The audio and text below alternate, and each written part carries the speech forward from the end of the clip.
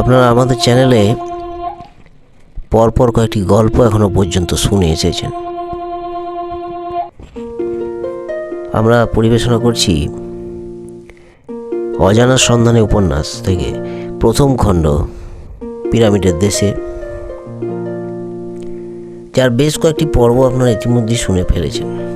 আশা করি আমাদের পরিবেশনা আপনাদের ভালো লাগছে এবং আমাদের চ্যানেলটির পাশে আপনারা রয়েছেন। আরও এগিয়ে যাওয়ার পথে আমাদের সাহায্য করুন এবং নতুন নতুন গল্প শুনতে থাকুন আমাদের এই চ্যানেলে। লাইক, কমেন্ট, শেয়ার এবং সাবস্ক্রাইব করে আমাদের চ্যানেলটির পাশে থাকুন। আজকের গল্প পিরামিডের দেশে, মূল উপন্যাস অজানার সন্ধানে, প্রথম খণ্ড পিরামিডের দেশে। রচনায় আমি সুদীপ মুখার্জি, মূল চরিত্রে রমেন, কথক আমি সুদীপ মুখার্জি। শুরু হচ্ছে অজানার সন্ধানে উপন্যাস থেকে প্রথম খণ্ড পিরামিডের দেশে। রচনায় আমি সুদীপ মুখার্জি, কথক আমি সুদীপ মুখার্জি। আগের দিন আপনারা শুনলেন কিভাবে পিরামিডের সুড়ঙ্গ পথ খুঁজে বার করে রমেন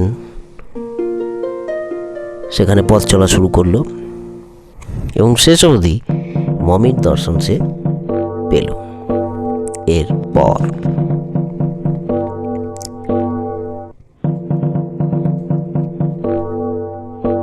শুরু হচ্ছে অজানা সন্ধান থেকে প্রথম খণ্ড পিরামিডের দেশে।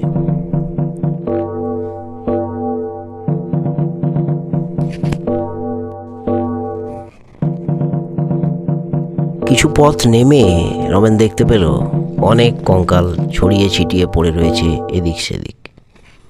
আরও কিছু দূর এগিয়ে গিয়ে সাড়ে সাড়ে মমি। এবার আশ্চর্যের আশ্চর্য, মনে হলো কারা যেন কথা বলছে, যেন কিছুর ভাগ বাটোয়ারা চলছে, কিন্তু কাদের মধ্যে? কি চমক অপেক্ষা করে রয়েছে কে জানে, ভাবতে লাগলো রমেন। এগিয়ে গিয়ে দেখে কয়েকজন দস্যু গয়না নিয়ে ভাগাভাগি করছে। রমেন বুঝল বিপদ সামনে। হঠাৎ সাহস পেয়ে বসল সে। হাতের গুলতিটার কথা আর বলা হয়নি, সেটা সে সঙ্গেই রেখেছিল। আগে একবার প্রয়োগ করেছে, এবারও প্রয়োগ করতে হবে বুঝতে পারল। সে ওই গুলতিটাই কাজে লাগালো আরও একবার। অন্যমনস্ক দস্যুরা রমেনের দিকে নজর দেওয়ার আগেই এক টিপে মাথা ফাটল এক দস্যুর, তারপর আরেকজনের, এরপর আরেকজনের চোখের দিকে তাক করল লক্ষ্যভেদ। ব্যাস, সে এক চোখ জীবনের মতোই হারালো। এবার রমেনকে এই একাকী পিরামিডে বাঁচার জন্য ওই তিনজনকে বাঁচতে দিলে চলতো না। বাঁচার তাগিদে হিংস্র হয়ে উঠল রমেন। লাঠি দিয়ে বারে বারে আঘাতে নির্মমভাবে শেষ করলো ওই তিনজন দস্যুকে। শেষ ওরা তিনজন।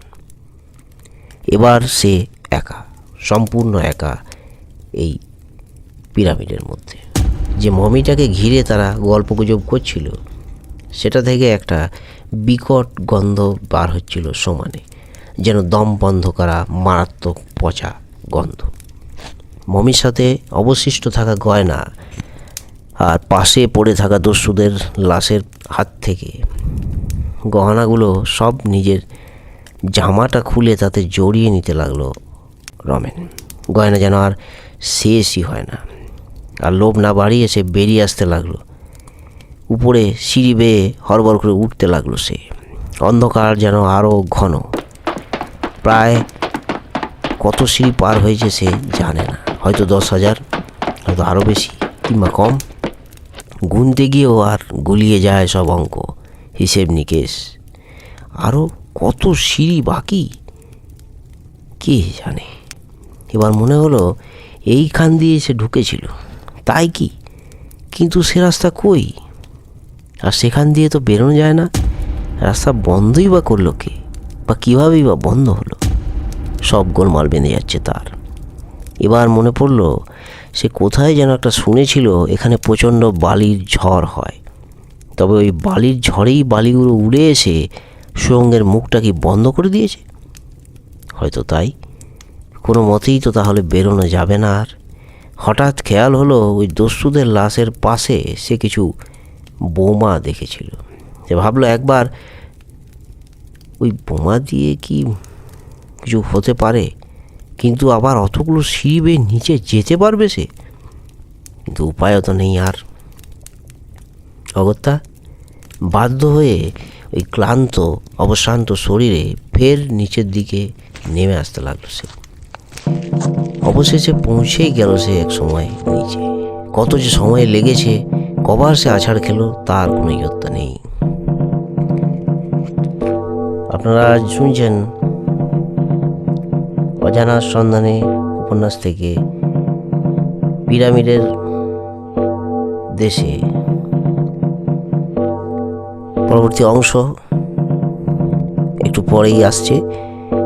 আপনারা শুনছেন উপন্যাস অজানার সন্ধানে থেকে পিরামিডের দেশে, যার রচনায় আমি সুদীপ মুখার্জি, কথক আমি সুদীপ মুখার্জি, মূল চরিত্রে রমেন।